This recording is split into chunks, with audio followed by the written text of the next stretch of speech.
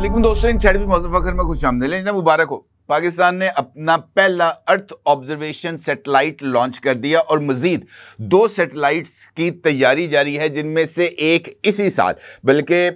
उम्मीद है मुमकिना तौर पर कि पाकिस्तान के यौम आज़ादी पर इस दूसरे सैटेलाइट की लॉन्चिंग की खुशखबरी भी हमको मिल सकती है। अहम बात यह है कि पाकिस्तान ने ये जो सैटेलाइट तैयार करके लॉन्च किए हैं या बाकी जिन सैटेलाइट्स की तैयारी जारी है, इसके डिज़ाइन से लेकर इन सैटेलाइट्स के पुर्जाजात और इनकी असम्बलिंग हर काम पाकिस्तान ने खुद किया है। और इन सैटेलाइट्स की तैयारी के अंदर किसी दोस्त मुल्क ख़ुसूसन चाइना की मदद भी हासिल नहीं की गई। अलबत्ता इस सैटेलाइट को मदार में भेजने के लिए चाइनीज़ लॉन्चिंग सेंटर की खिदमात या चाइनीज़ रॉकेट की खिदमात ज़रूर हासिल की गई हैं। अलबत्ता मुझे ऐसे लगता है कि आने वाले दिनों में पाकिस्तान के ये जो खलाई सफ़र है, यानी पाकिस्तान जिस तरीके से अब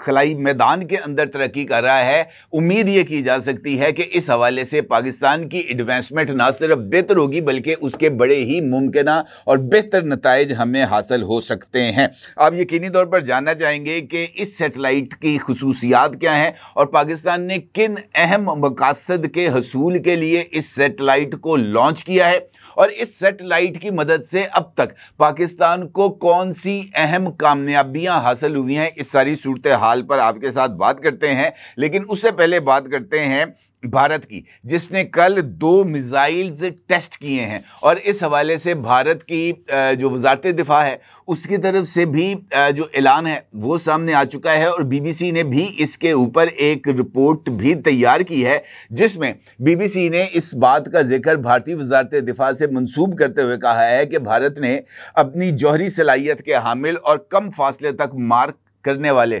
बैलिस्टिक मिसाइल्स पृथ्वी 2 और अग्नि 1 का कामयाब तजुर्बा किया है। इंडियन हुकूमत के मुताबिक ये तजुर्बा जुमेरात की रात रियासत उड़ीसा के इलाके चंदीपुर में वाक़या इंटीग्रेटेड टेस्ट रेंज से किया गया। भारतीय वजारत दिफा का कहना है कि ये कामयाब तजुर्बा स्ट्रेटेजिक फोर्स कमांड की ज़ेर निगरानी में किए गए और इसमें अमली और तकनीकी पहलुओं की तस्दीक की गई। वजारत दिफा की जानिब से जारी करदा एलामिया के मुताबिक कम फासले तक मार करने वाले बैलिस्टिक मिसाइल पृथ्वी 2 अग्नि 1 को 17 जुलाई को उड़ीसा के शहर चंदीपुर में इंटीग्रेटेड टेस्ट रेंज से कामयाबी के साथ लॉन्च किया गया और उसके बाद जो है वो इस बात का इजहार किया गया कि जनाब ये जो दोनों मिसाइल्स हैं ये भारत की जो कंबाइंड मिलिट्री फोर्सेस हैं उनके हवाले भी किए जाएंगे। अलबत्ता ये बात भी अहम है कि आज से 2 रोज़ कबल भारत ने लद्दाख में आकाश प्राइम मिसाइल का तजुर्बा भी किया था और इस मिसाइल के तजुर्बे के हवाले से इस बात का बतौर ख़ास जिक्र किया गया कि ये जो आकाश प्राइम है इसका तजुर्बा लद्दाख में 4500 मीटर बुलंद इलाके में किया गया, ताकि हाई एल्टीट्यूड वाले इलाकों के अंदर इस मिसाइल के तजुर्बे का देखा जा सके कि उसके क्या नताइज हासिल हो सकते हैं। और उनका ये कहना था कि आकाश प्राइम का ये जो मिसाइल का तजुर्बा किया गया है इसके ज़रिए 2 UAVs को यानी 2 ड्रोन्स को निशाना बनाने का तजुर्बा भी किया गया और देखा गया कि जनाब हाई एल्टीट्यूड पर परवाज करने वाले जो ऑब्जेक्ट्स हैं उनको किस तरीके से निशाना बनाया जा सकता है। अब मैं गुज़िश्ता 2-3 रोज़ से आपके साथ ऐसी ही मिसाइल तजुर्बात के हवाले से आपके साथ जिक्र कर रहा था। कल भी मैंने इस हवाले से जो भारत ने नोटम जारी किया था 650 किलोमीटर रेंज के अंदर मिसाइल तजुर्बे का, वो मिसाइल तजुर्बा हो गया है। अब जो है इस बात के इम्कानात नज़र आ रहे हैं कि अब इसके बाद पाकिस्तान की तरफ से भी मिसाइल तजुर्बा किया जाएगा, क्योंकि पाकिस्तान ने भी इस हवाले से 23 जुलाई तक मुख्तलिफ जोन्स के अंदर एयर ट्रैफिक को मुख्तलिफ औकात के अंदर बंद कर दिया है, ताकि वो भी इस तरह की कोई चीज़ को टेस्ट कर सके कि जनाब हमारे पास इन मिसाइल्स का तोड़ कैसे है। अब इस मिसाइल का तजुर्बा भी इस वजह से अहमियत का हामिल है कि पाकिस्तान के पास इस मिसाइल तजुर्बे के हवाले से भी तमाम तर तफासील मौजूद थी और पाकिस्तान ने रियल टाइम इस मिसाइल तजुर्बे का मुशाहिदा भी किया है। इसी खबर के जो ताने बाने हैं जाकर उस खबर के साथ जुड़ते हैं जिसका जिक्र मैंने आपके साथ गुफ्तगू के आगाज़ में किया था, यानी पाकिस्तान के अर्थ ऑब्जर्वेशन सैटेलाइट की लॉन्चिंग। आपको याद है कि आज से चंद रोज कबल, अब शायद हफ्ता डेढ़ हफ्ता हो गया है, भारत के जो डिप्टी आर्मी चीफ थे जनरल राहुल सिंह, उन्होंने एक खिताब किया था भारत के chamber of commerce and industries के अंदर, और इस खिताब के अंदर उन्होंने इस बात का इजहार किया था कि पाकिस्तान को इस बात का बखूबी अंदाज़ा था कि हमारे वेक्टर्स कहाँ कहाँ पर मौजूद हैं, और उन्होंने इस बात का इंकशाफ भी किया था कि चाइनीज़ सैटेलाइट्स के ज़रिए पाकिस्तान को रियल टाइम इंफॉर्मेशन और रियल टाइम इमेजेस हासिल हो रहे थे भारतीय फ़ौज की नकलो हरकत के हवाले से। अब यह खबर जो है वो सामने आई है कि पाकिस्तान के पास जो भी इंफॉर्मेशन आ रही थी वो इंफॉर्मेशन किसी चाइनीज़ सैटेलाइट की मदद से नहीं, बल्कि जनवरी 2025 में पाकिस्तान की तरफ से लॉन्च किए जाने वाले EO-1 यानी अर्थ ऑब्जर्वेशन सैटेलाइट के जरिए हासिल की जा रही थी। और ये मसनूई सैटेलाइट है, ये पाकिस्तान ने खुद तैयार करके मदार में भेजा था। और चूंकि चाइनीज़ लॉन्चिंग पैड्स के जरिए और चाइनीज़ रॉकेट के जरिए इस सैटेलाइट को खला में भेजा गया था, तो भारत इसको मुकम्मल तौर पर फरामोश कर चुका था कि पाकिस्तान खदाई मैदान के अंदर एंट्री कर चुका है। अब ये जो रियल टाइम डेटा की शेयरिंग पाकिस्तान के साथ हुई है अपनी ही सैटेलाइट की मदद से, उसने इनफैक्ट ये जो मई के अंदर भारत की तरफ से पाकिस्तान पर अटैक किया गया था उसको यकसर न्यूट्रलाइज कर दिया, क्योंकि पाकिस्तान को रियल टाइम डेटा जो है वो शेयर हो रहा था। क्योंकि इससे पहले पाकिस्तान जो है वो मुख्तलिफ इदारों से सैटेलाइट इमेजेस हासिल करता था, और बाज़ मरतबा ये सैटेलाइट इमेजेस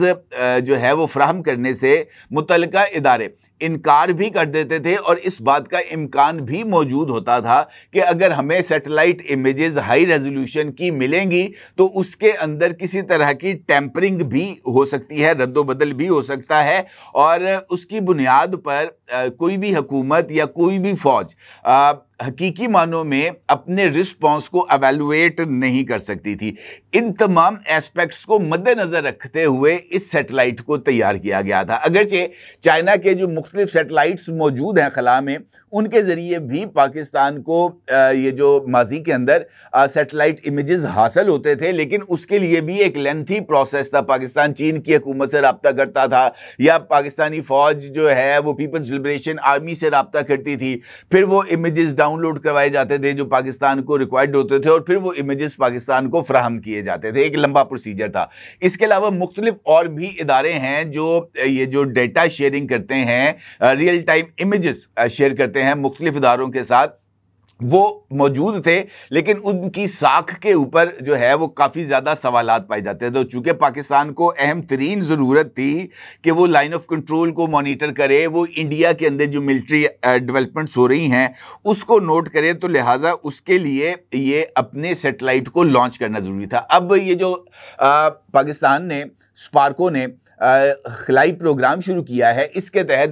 मजमूई तौर पर इब्तदाई मरहले में 3 सैटेलाइट्स लॉन्च होने हैं। पहला था अर्थ ऑब्जर्वेटरी सैटेलाइट यानी EO-1, उसको लॉन्च कर दिया गया। अब उसके बाद अगले मरहले के अंदर EO-2 और फिर EO-3, ये 3 सैटेलाइट्स पाकिस्तान ने लॉन्च करने हैं, और इम्कानी तौर पर EO-2 सैटेलाइट जो है वो अब उसकी जो डिज़ाइनिंग और तैयारी है उस पर काम जारी है, और मुमकिना तौर पर इस सैटेलाइट का जो तैयारी है वो मुकम्मल हो जाएगी। और उम्मीद ये की गई है मुख्तलिफ सोर्सेज ने कि जनाब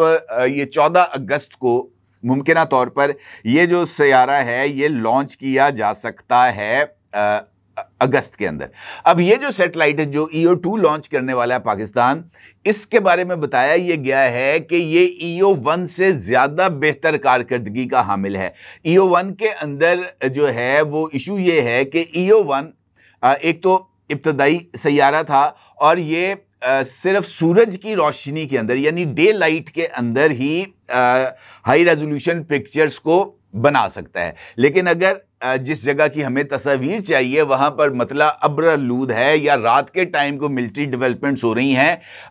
इस मौके पर इस तरह के हालात के अंदर EO1 जो है वो रियल टाइम डेटा शेयर नहीं कर पाएगा। लिहाजा इस कमी को दूर करने के लिए EO2 तैयार किया गया है, जो हर तरह के मौसम, चाहे दिन है, रात है, बादल है, आंधी है, तूफान है, हर तरह के मौसम से कतई नज़र वो ये तस्वीर हासिल कर सकता है। अब इस सारी सूरत हाल में पाकिस्तान के डिफेंस पर्सपेक्टिव में क्या पेशरफ्त हो सकती है इस सैयारे की मदद से। आपको मालूम है कि लाइन ऑफ कंट्रोल अगरचे बज़ाहिर तो हमें ठंडी नज़र आ रही है, लेकिन लाइन ऑफ कंट्रोल हकीकी मानों में ठंडी नहीं है। लाइन ऑफ कंट्रोल पे बहुत ज़्यादा डेवलपमेंट्स हो रही हैं और अभी भारत ने ये जो ऑपरेशन शिवा है उसके नाम में मज़ीद 20,000 फौज भिजवा दी है LOC के ऊपर। इब्तदाई तौर पर यह बताया गया था कि वहां पर कोई एक उनकी मजहबी यात्रा है, उसके लिए ये इजाफी 20,000 फौज जो है वो तैनात की जा रही है, लेकिन अब वो रथ यात्रा खत्म हो चुकी है। लेकिन उसके बावजूद इस 20,000 फौज को वापस बुलाने की बजाय इस 20,000 को इजाफी तौर पर LOC के ऊपर तैनात कर दिया गया है। इस तैनाती के साथ साथ भारत ने जो मुख्तलिफ ड्रोन्स डिवीजन्स हैं, ड्रोन्स बटालियंस हैं, उनको भी LOC के ऊपर तैनात कर दिया है। इस सारी सूरत हाल में पाकिस्तान के लिए इस सारे मामलात से सरफे नज़र करना मुमकिन नहीं। अब इन सेटेलाइट्स की मदद से line of control, working boundaries और इंटरनेशनल बॉर्डर की न सिर्फ 24 घंटे मॉनिटरिंग हो रही है, बल्कि दुश्मन के तोपखाने, टैंक शिफ्ट कैंप या लॉन्चिंग पैड्स की भी वक्तन फवक्तन हाई रेजोल्यूशन तस्वीर भी हासिल हो रही हैं और उनकी नकलो हरकत पर भी नज़र रखी जा रही है। इसके साथ साथ मिसाइल लॉन्च साइट्स, फौजी मशकों या किसी भी गैर मामूली सरगर्मियों की निशानदही भी फौरी तौर पर हासिल हो रही है। और भारत की तरफ से जैसलमेर और राजस्थान में जो फौजी मशकें की जा रही हैं, उनकी ग्राउंड फोर्सेस की तरफ से और उनकी एयर फोर्सेस की तरफ से, उसकी भी पाकिस्तान के पास इसी सेटेलाइट की मदद से तमाम तर इंफॉर्मेशन मौजूद है। और ये सैटेलाइट्स जो है वो रोज़ाना या मखसूस वक्फों से मुख्तलिफ इलाकों को स्कैन भी कर सकता है। इसके साथ साथ हाई रेजोल्यूशन इमेजिंग के ज़रिए दुरुस्त नक्शे बनाए जा सकते हैं जो फ़ौजी ऑपरेशंस, आर्टिलरी रेंज प्लानिंग या हाई वैल्यू टारगेट्स की शिनाख्त में इस्तेमाल हो सकते हैं। ये नक्शे फ़ज़ाइया, नेवी और आर्मी की कोऑर्डिनेटेड स्ट्राइक्स में बहुत ज़्यादा मददगार साबित हो सकते हैं। यानी इन सेटेलाइट से जहाँ पर दीगर मकासद हासिल किए जा सकते हैं, जैसे अभी कल हमारे सामने एक अफसोसनाक इशू आया था जब एक जो है वो रेन एमरजेंसी नाफज की गई थी और अर्बन फ्लडिंग हुई थी रावलपिंडी के अंदर, चकवाल के अंदर और इससे मुतसिल मुख्तलिफ इलाकों में, जहां पर गुज़िश्ता 10 घंटों के दौरान जो तेज़ तरीन बारिश हुई थी, खौफनाक मूसलाधार बारिश हुई थी। सिर्फ रावलपिंडी के अंदर 200 मिलीमीटर बारिश को रिकॉर्ड किया गया था, चकवाल के अंदर 423 मिलीमीटर बारिश को रिकॉर्ड किया गया था। तो इन सेटेलाइट्स की मदद से ऐसे इलाकों के हवाले से भी रियल टाइम इंफॉर्मेशन हासिल होती है जिनकी बुनियाद पर इदारे इमदादी सरगर्मियों को आगे बढ़ाते हैं। अब एक जानिब तो जिस तरीके से मैंने आपसे गुजारिश की कि भारत की जो जंगी तैयारियां हैं वो ना सिर्फ आगे बढ़ रही हैं, बल्कि ये इस बात के ठोस शवाहिद नज़र आ रहे हैं कि भारत कंट्रोल लाइन के ऊपर अपनी प्रेजेंस के अंदर ना सिर्फ मज़ीद इजाफा कर रहा है, बल्कि उस प्रेजेंस के ज़रिए जो अपना दबाव लाइन ऑफ कंट्रोल के इर्द गिर्द वो बढ़ा रहा है, ताकि वो तमाम इलाके जो पाकिस्तान ने फतह किए थे 9 और 10 जुलाई तक, वो उन इलाकों को वापस ले सके। क्योंकि पाकिस्तान ने अभी तक जो अपनी फोर्सेस को आगे बढ़ाया था, तकरीबन 12 किलोमीटर तक अंदर गई थी पाकिस्तानी फौज, वो अपनी उन पोजीशनों को कंसोलिडेट कर रहे हैं, जबकि भारत कोशिश कर रहा है कि वो दबाव बढ़ाकर पाकिस्तान को उन पोजीशन से पीछे कर सके। इस सिनेरियो के अंदर ये जो नई मिसाइल रेस हमारे सामने आई है, ये मिसाइल रेस इस बात की तरफ वाज़ेह तौर पर इशारा कर रही है कि कशीदगी इस रीजन के अंदर, चाहे वो रूस यूक्रेन हो, चाहे वो पाकिस्तान भारत हो, चाहे वो ईरान इसराइल हो या चीन ताइवान हो, ये बढ़ती जा रही है। और ये रीजन आने वाले दिनों के अंदर मज़ीद ख़तरनाक हालात का सामना इसको करना पड़ेगा और उसके जो नताइज हैं वो यकीनी तौर पर हम सबको भुगतना होंगे। अलबत्ता दुश्मन के मुकाबले के लिए ना सिर्फ हमेशा तैयार रहना चाहिए बल्कि अपनी हिकमत अमली को भी वक्तन फ़वक्तन रिविज़िट करना चाहिए। मुझे ऐसे लगता है कि इन हालात के अंदर इस सूरत हाल में पाकिस्तान की तरफ से जो जवाबी रिस्पॉन्स है वो ना सिर्फ मुकम्मल तौर पर तैयार है बल्कि पाकिस्तान अपने दिफा के लिए हर तरह के इक़दाम उठाने के लिए भी पुरअज़्म भी है। और इस हवाले से 23 जुलाई तक पाकिस्तानी एयरफोर्स मुख्तलिफ मुकामात के ऊपर फ़ज़ाई मशक़ें भी कर रही है और इस दौरान एक मिसाइल टेस्ट का भी इम्कान है जो भारत के इन मिसाइल टेस्ट को न्यूट्रलाइज़ करने में मददगार साबित होगा। अपने ज़रूर इज़हार कीजिएगा। आपको बहुत शुक्रिया। अल्लाह हाफ़िज़।